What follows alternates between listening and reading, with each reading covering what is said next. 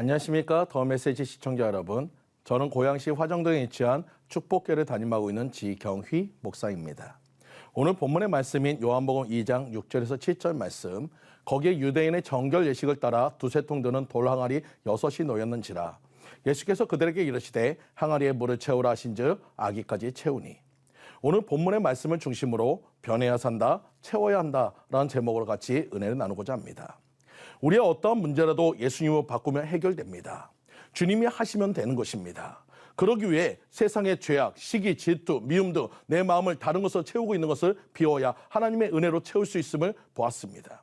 우리가 변하지 않으면 달라질 것이 없습니다. 변해야 살 수 있는 것입니다. 그래서 이제 비었다면 채우시기 바랍니다. 비록 비어져 있던 포도주 항아리는 그 찌꺼기가 있기 때문에 깨끗할 수 없고, 주님이 쓰시기에 합당한 그릇은 깨끗하게 비어져 있는 정결 예식에 쓰는 돌 항아리 6입니다. 바로 우리가 그런 돌 항아리가 되어야 하는 것입니다. 주님이 쓰시기에 합당한 그릇, 준비된 그릇이 되시는 여러분들 모두 되시기를 간절히 축원드립니다.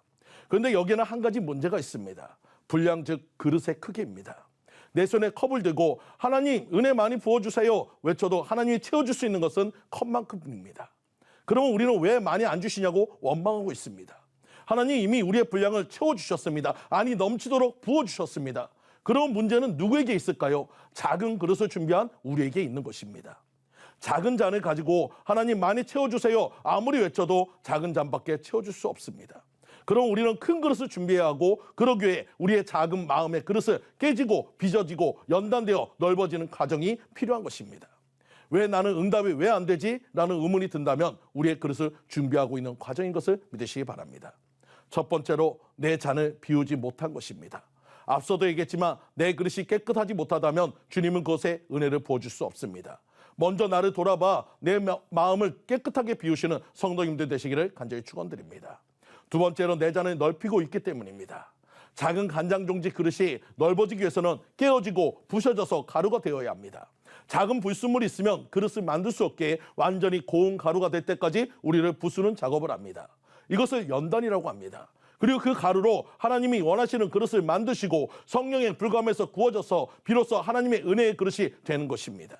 사랑하는 성도님들, 하나님이 기뻐하시는 그릇을 준비하시는 성도님들이 되시기를 간절히 축원합니다. 세 번째로 분량이 다 채워지지 않았기 때문입니다. 저는 어머니와 개척한 지 17년째입니다.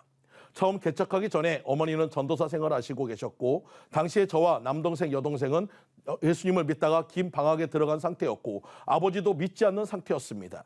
어느 날 어머니에게 하나님이 가정에서 단을 쌓으라 명령하셨습니다. 저희 집에 방이 3개, 거실이 좀 넓었는데 그 거실의 한쪽에 있는 큰 유리를 스티로폼으로 막고 커튼을 치고 십자가를 걸고 그날 저녁부터 어머니의 기도가 시작되었습니다. 저와 남동생은 방에서 어머니의 우는 기도 소리가 싫어서 컴퓨터 볼륨을 최대로 높이고 담배를 피면서 게임을 했고, 어머니 시간 날 때마다 밤이고 낮이고 눈물로 저희를 위해서 기도하기 시작했습니다. 좀 적당히 좀 하라고 소리도 쳐봤고 일부러 들으라고 문도 쾅쾅 닫으면서 어머니 마음을 아프게 했지만 밤마다 기도하는 어머니의 모습이 항상 불편했습니다. 근데 정말 신기한 것은 저와 동생 모두 볼륨을 키우고 게임을 하면서도 어머니가 지금 어떤 기도를 하는지 안다는 것입니다.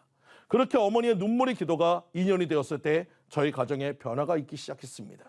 제일 먼저 여동생이 예수님께 돌아왔고, 다음에 제 남동생이, 그리고 저가 예수님 앞에 돌아오게 되었으며, 정말 예수님을 믿지 않을 것 같았던, 예수님 얘기만 하면 개똥 같은 소리 하지 말라고 외치시던 저희 아버지께서 36년 만에 예수님께 돌아오셨습니다.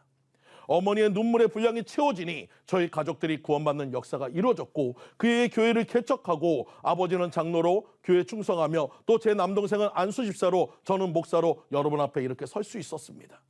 어머니의 눈물의 기도가 없었다면 우리 가족 모두 지옥 자식이 되었을 것인데, 어머니의 눈물의 기도 덕에 저희는 주님의 자녀가 되었습니다. 사랑하는 성도님들, 혹시 자녀들을 위해, 가족을 위해, 남편과 아내를 위해 기도하고 계시다면 포기하지 마시기 바랍니다. 여러분의 눈물은 땅에 떨어지지 않고 항아리에 지금 채워지고 있습니다. 물은 99도가 되어도 끓지 않습니다. 100도가 되어야 끓고 0도가 되어야 얼음이 됩니다. 주님의 응답도 정말 죽을 것 같고 포기하고 싶은 그 순간이 바로 99도인 것을 믿으시기 바랍니다. 조금만 더 참고 인내하시면 반드시 물이 끓듯이 응답이 될 것입니다.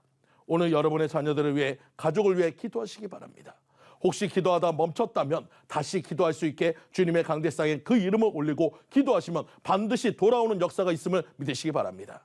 저희 어머니는 저를 위해 날마다 강대상에 제 이름을 올려드렸고 하나님의 은혜의 통장에 쌓여서 저는 그 은혜로 지금도 살아갈 수 있습니다.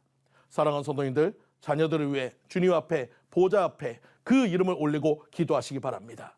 그 분량이 채워지면 자녀의 마음이 변화되어질 것입니다. 주님은 기도의 분량을, 헌신의 분량을 아기까지 채우라 하셨습니다.